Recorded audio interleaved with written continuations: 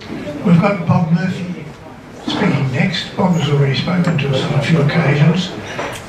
You may remember him talking about throwing bundles of newspapers out of aircraft that were flying over the southwest of Western Australia. Bob's grandfather was known as Dryblower Murphy. I'm going to give you just a little bit of background on Dryblower Murphy, and Bob will take over. Edward Murphy was Dryblower's real name. He was born in Victoria. At school age he had a marvellous voice, encouraged to sing, and next thing he knew he was singing Gilbert and Sullivan operas, light operas and so on. He also found that apart from singing he could talk fairly well.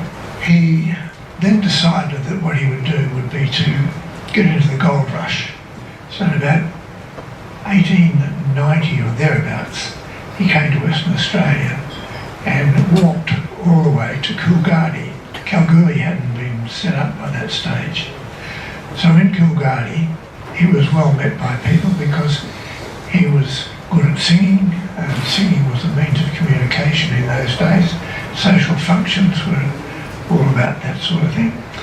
And so he got to know the man who was setting up the Coolgardie Miner, which was the newspaper for Coolgardie in those early days. And he ended up writing articles for the newspaper, ended up writing poetry and having it published in the newspaper.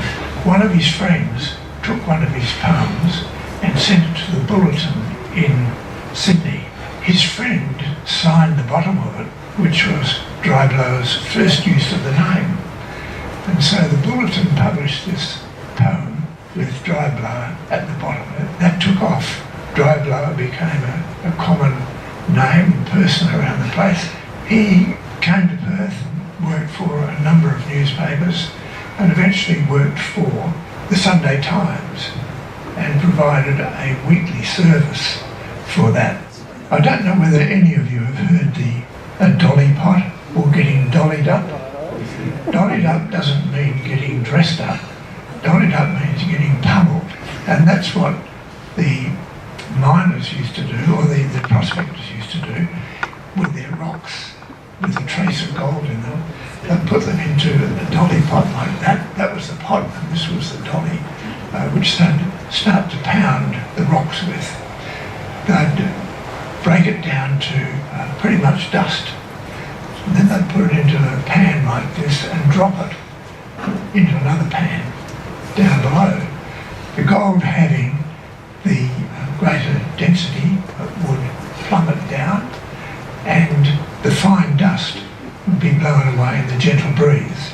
They would take what was in the pot down below and pound it again, pummel it, and then drop it down until in the end there was only gold dust left. So that's the real meaning of the term gold dust, which we hear from time to time. Mechanised means came along, and this is a mechanised air pump for dry blowing, and you can see the trace of a bellows underneath there. The fines were pummeled and put into the top, and this was used to blow air through and blow the dust away. Dry blower, first of all, got to Coolgardie. That was what it looked like. He got there a couple of years before this, about 1890. There wasn't much in Coolgardie at all in those days. Dry blower came to Perth and established himself. Apart from writing for the West Australian newspaper, he also wrote for the Sunday Times. As I said, he had this regular column in the Sunday Times, and it was verse and worse.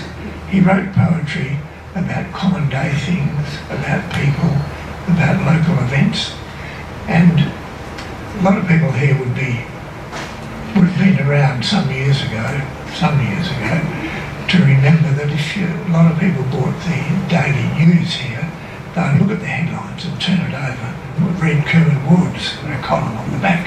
The same thing happened with the Sunday Times. People used to buy it, look at the headlines, and then open up to the page where verse and verse was, and that was the latest poem by Dryden. He became a very popular character. He was invited to all sorts of functions. People knew him, they knew who he was. They forgot about the idea his name was Edwin, and he just became dry blow. Bob might tell you the story about the Sunday Times and the new till they got in the bar. Are you going to mention that? The Sunday Times was over the road from the hotel, the Shaftesbury home, just north of the railway line in Perth, and that's where he stayed.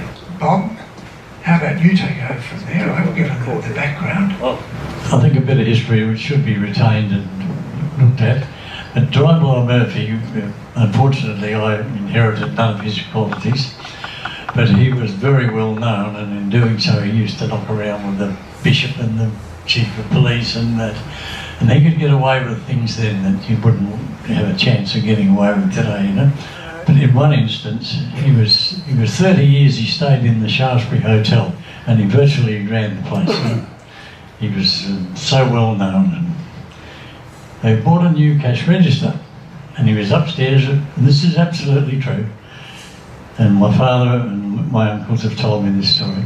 Clang, the bell rang and the door slammed open of the till, and he came down to the bar, and now the bar was, the floor was sunken, so he stood up here, bar over there, and the head height people here.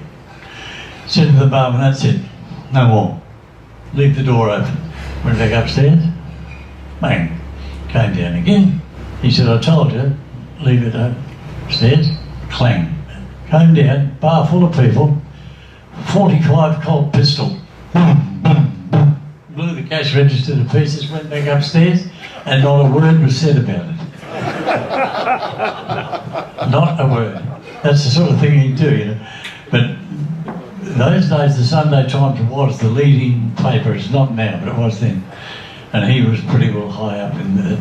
So when the Duke of York came here in 1926, this is another true story, they did the press interview at the Sunday Times, and who should be doing the interview but my grandfather. He took the Duke of York across the road to the pub, and there was this notorious barmaid there. She was an absolute ripper, you know. He walked in and she came up and, oh, full of life, you know. And he said, oh, to the Duke of York, this is Bess.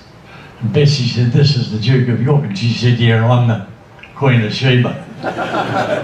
And she started to tell the Duke of York all these jokes and carry on and carry on. And eventually went back, and Dry Blow came back and said, well, you know who that was? She said, no, it wasn't. He said, that was the Duke of York. And she went, boom.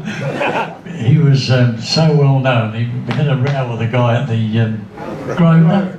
So he rode a horse in, ordered a beer, waited till the horse crapped on the floor, and then rode the horse out the other end, you know. Oh, yeah. Tell you something that I'm pretty sure he must have been mixed up in. One of the best practical jokes I've ever heard in my life. The editor of the West Australian newspaper went and bought himself a new hat, and he was that proud of this hat. He hung it up and showed it to everybody. They came in during the day and took it and put a bigger one there. He put it on at night time, and they were waiting for this, and they said, oh, what do? You put a bit of newspaper around under the bed. So put it, oh, it fitted, see.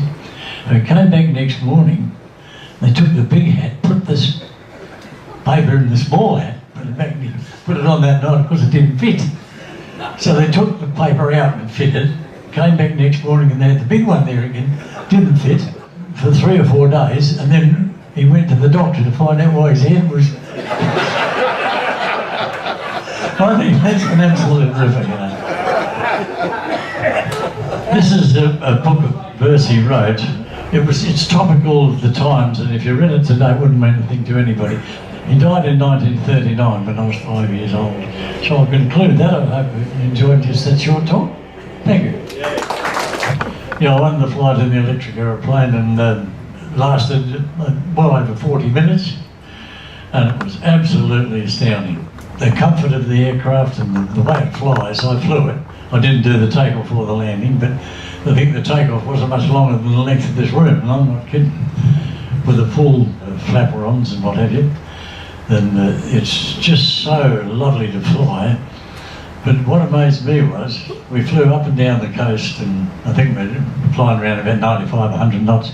He demonstrated by pulling the power back on this electric motor, and it showed you the power that this plane was pulling. And we were flying at 65 to 70 knots, and we were pulling 15 kilowatts of power. That's about 17.5 horsepower. And we're flying at 75 knots, to 70 knots. So, as it pointed out to me, you can probably get to Albany if you've got a slight tailwind. And it was just an absolute delight to fly. So if you've got a few dollars to spare and you want a really good experience, take a flight in that. You'll never regret it.